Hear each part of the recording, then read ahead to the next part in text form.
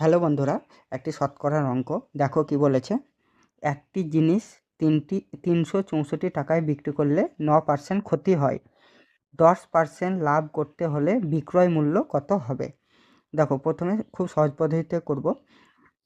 প্রথমে কি বলেছে, 364 টাকায় বিক্রি করলে 9% ক্ষতি হয়। সেই 364 আগে লিখব, দিয়ে গুণ চিহ্ন দিয়ে কি করতে হবে, কি বার করতে বলেছে, 10% লাভ করতে হলে বিক্রয় মূল্য কত হবে বার করতে বলেছে।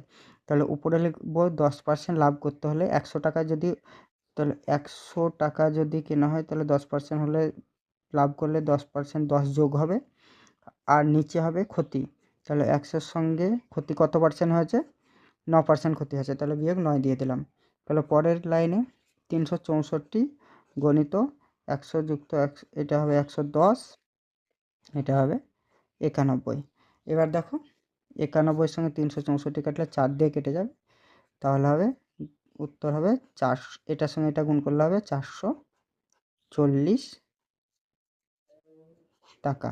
তাহলে উত্তর কী হবে আমাদের, 10% লাভ করতে গেলে 440 টাকা বিক্রয় মূল্য হবে। এটাই হবে উত্তর।